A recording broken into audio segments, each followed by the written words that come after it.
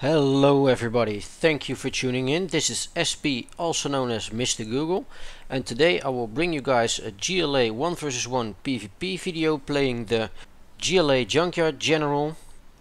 This game will last about 8 minutes and I am showing you guys one of the most infamous rushing or attacking strategies of the GLA faction with the recently unlocked Junkyard General.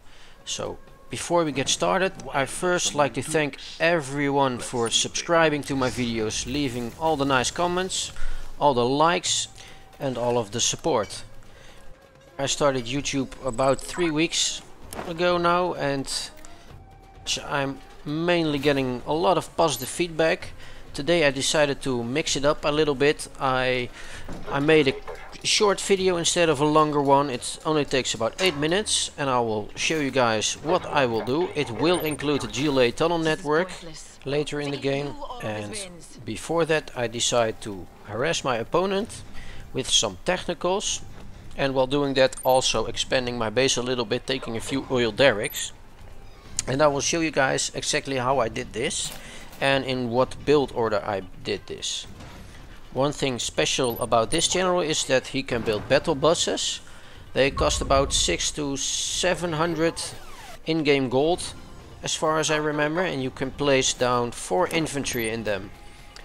The main difference is with, for example, the APCs or the assault APCs, is that units cannot fire outside of your battle bus unless it's deployed. Well, how does this work? Well, your battle bus is pretty fast, pretty mobile, has a medium amount of health points, and when you place in units, they cannot fire until you deploy it. You can deploy it manually or you can wait until your opponent has destroyed it, and then you will get a full health bunker. The only downside is once you have deployed your battle bus, you cannot undeploy it to make him able to move again. Once you turn it into a bunker, it's always a bunker. If your battle bus bunker is destroyed, you will also lose all your infantry in your bunker unless you take them out fast enough before it's destroyed. You might have already seen me send 2 technicals up to my enemy base. I decided to go in with 2 technicals for this match.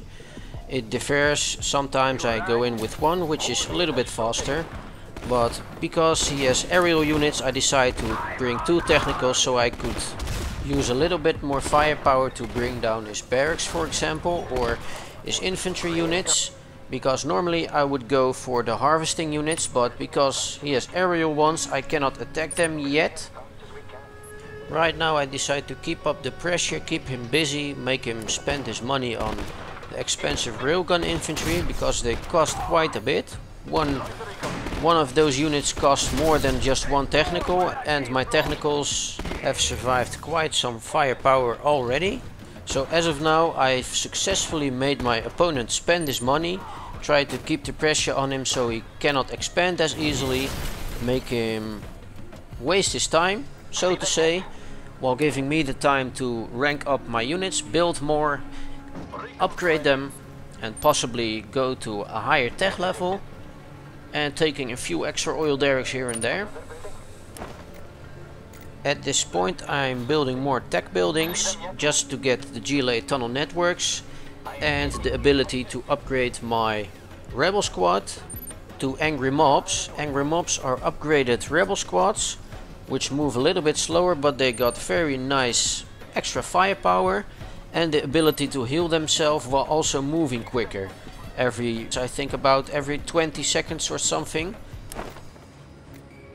The ability or the micro functionality to do this does require an upgrade. You can do this upgrade at the barracks. It's the lightning bolt avatar thingy when you click on the barracks. Also for the GLA tunnel networks you would need to build the GLA salvage bay and the chemical lab, which are basically 2 tech buildings that you need to have to be able to do this strategy. Once you meet all the requirements to build a GLA tunnel network, you should build one first in your base, and after you have built the first one you can use your radar scan, and then you can remotely use your GLA tunnel network, your second one, to build your second GLA tunnel network in his base or near his base without having a slave over there. Yes, that's why it's such an infamous strategy for the GLA. It might be overpowered in my opinion. Just let me know what you guys think after you've seen my strategy, or not my strategy, it's an infamous GLA strategy. I think it is overpowered. Yes, I just said it's overpowered. You really don't have to have skill for this. It's a cheap tactic. You can counter it. I will place down a few angry mobs inside it, and angry mobs are higher tech infantry because you have to build rebel squads, you have to upgrade them, you have to upgrade to give them health. It costs about 500 gold just for one infantry stack, if you can call them stack, or a group, to be able to build one group of angry mobs. Once you have built a few angry mobs, my advice is to use the upgrades, the double Molotov cocktails grenades. Molotov cocktail grenades are pretty effective for tanks, mainly light armor and structures. Angry mobs are also effective versus tanks, also versus infantry. Their downside is that they are very slow unless you use their extra power up to move faster and to heal them a little bit over time. But even though it has downsides and it cannot shoot in the air, for example one chopper or one helicopter could bring down all the angry mobs, while they are pretty expensive if you factor in all the upgrades and the initial purchase of rebel squads. So let's get to the gameplay. As you just seen, I used my scouting player power to be able to use my remote GLA tunnel network. It takes about 10 seconds or even less for the remote GLA tunnel network to deploy. After that you can select a waypoint for your second GLA tunnel network once you placed in infantry, and you exit them one by one. And if you decided to use the waypoint, they will move out one by one following the waypoint. So let's take a closer look and see the power and the micro functionality of my angry mobs. I really like the angry mobs. They were in the previous generals as well. They were also very slow and very powerful.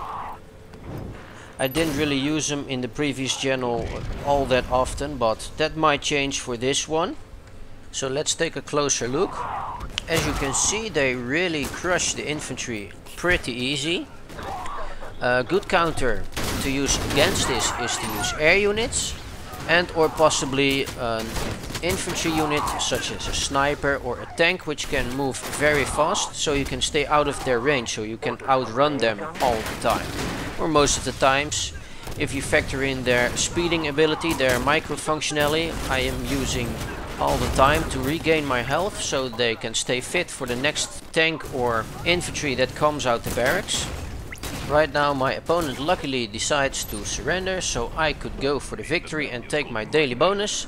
Thank you for watching. I hope to see you next time. Please leave a like down below if you enjoyed. Constructive feedback is always welcome, and I hope to see you next time.